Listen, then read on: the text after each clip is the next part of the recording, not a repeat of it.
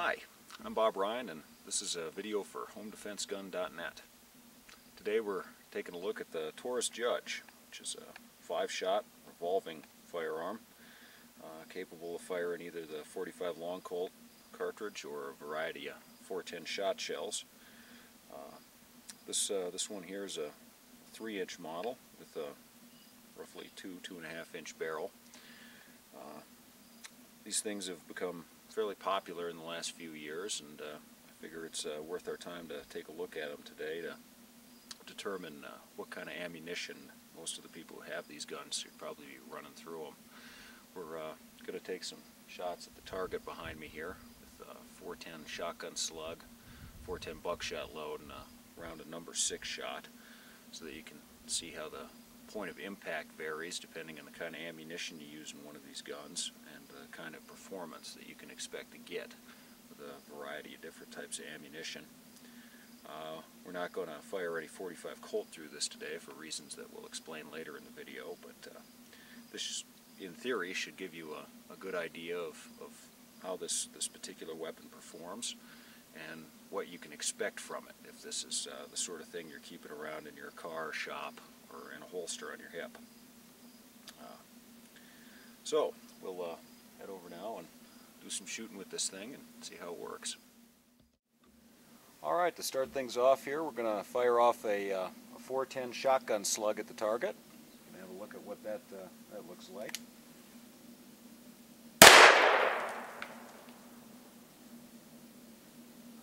Next, we're going to fire off a round of .410 buckshot. So you'll notice that there's a few extra holes with this one.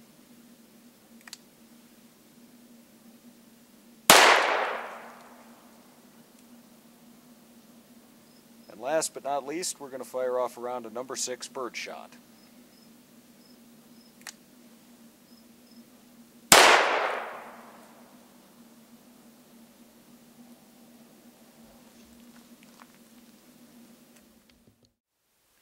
Alright, well, here we have our 3 different loads fired out of the Taurus Judge here. Naturally, our point of aim was right here, shooting from roughly about 10 yards, or the distance that you generally have inside a structure, a store, a house, an office building, something like that. Down here we have our slug, which is a little low, our point of aim. Up here we've got our very traditional buckshot pattern with a little bit of spread, 2 of them nestled in there real good and 2 off to the side a little bit. And then all over this poster-sized piece of paper, we've got tiny little indents and puncture holes from that round of number 6 shot that we fired off. And as you can see, this is considerably larger pattern than you would ever get from any kind of traditional .410 shotgun load fired out of a normal shotgun with at least an 18-inch barrel. So now we'll head over to the bench and talk about what all this means and what it means to the way that you should probably employ one of these firearms if you choose to own one. Alright, now we've seen what the Taurus Judge is capable of doing on a reasonably large target about 10 yards away. When this firearm first came out, Taurus had a very active advertising campaign for it that they've since gotten a little bit of guff about. They spent a lot of time blowing up watermelons and other things with this gun, which to those who've ever spent any time shooting fruit is really not that much of an accomplishment. Just about anything can blow up a watermelon, but I guess it got them something of a visual response from people who were interested in the firearm when it first came out. In the real world, it doesn't generate a considerable amount of energy over and above other handguns of roughly the same size. About the only thing it has going for it is the fact that it's capable of firing these shot loads. The interesting thing about this gun, and you may have noticed that when we test fired this, we didn't fire any .45 Long Colt through it. And the reason for that is that I really have never liked the looks of the firing cone or forcing cone rather, on this firearm. It's a lot thinner and just doesn't look nearly as proportionally correct to me as it should, like say on a 45 caliber Smith & Wesson pistol or something of that nature. And the thinness of it gives me pause when it comes to firing 45 Colt rounds, because if the cylinder isn't properly aligned and that forcing cone comes into contact too much with the side of one of the bullets, it's going to shave lead. I don't think it would ever cause any kind of a problem where you'd have a safety issue, but it could very well give you the kind of problem that could, spit a little something back in your face, or give you, a little bit of a scare. So anyway, we didn't shoot any 45 Colt out of it today, and to tell you the truth, I can't really imagine a good reason to do much 45 Colt shooting with this this firearm. There's a ton of great 45 Colt revolvers on the market, and this one, frankly, just doesn't have anything going for it over and above the other options out there. As you can see, it can fire 410 slugs reasonably accurately. Once again, I don't see a lot of point in utilizing it in that particular function.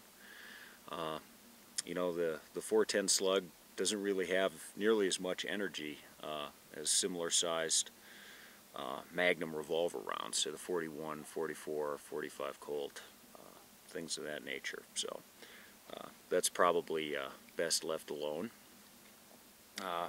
As you can see, we didn't get an extremely tight pattern with our loaded number 6 shot.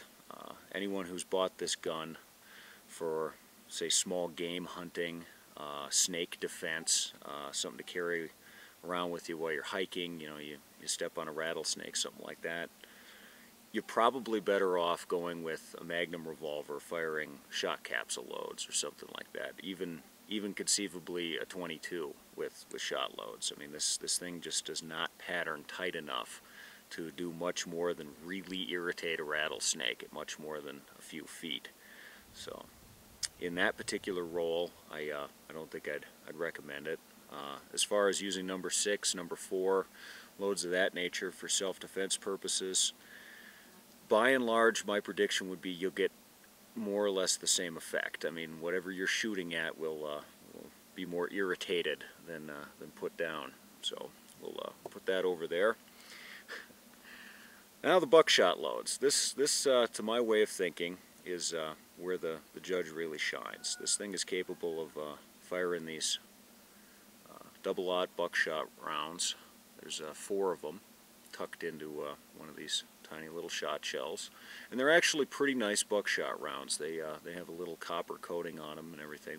They penetrate well into pine board and some other testing we've done, and they tend to group pretty consistently and pattern pretty consistently in the same position. So if you take your gun out and you shoot it a little bit, figure out where it hits, you can count on that from time to time, even over the course of the 5 different cylinders in this gun. In that capacity, this round of buckshot does a great job for self-defense purposes. I mean, it will transfer quite a bit of energy to the intended target, and you stand a good chance of hitting more than one organ with a load like this, which puts down whatever you're shooting at a lot quicker than a single round. This particular pistol was borrowed from one of the local shopkeepers here. He wanted to know where it patterns and how it patterns, and so we're going to be giving him this target when we're done with it. But as far as rolls are concerned, the role of the kind of thing a shopkeeper keeps behind the counter is really where this gun shines. I mean, it's best with buckshot loads at short range in a defensive situation. As you could see from the target we shot earlier, it doesn't buy you that much in terms of accuracy, but it might get you a little bit in terms of energy transfer, and of course, there's a little bit of a safety margin with penetration with this buckshot, because it's not going to run through stuff like Magnum revolvers do. So, if you ever wondered what a Taurus Judge is good for, now you know. And I hope this video has been informative.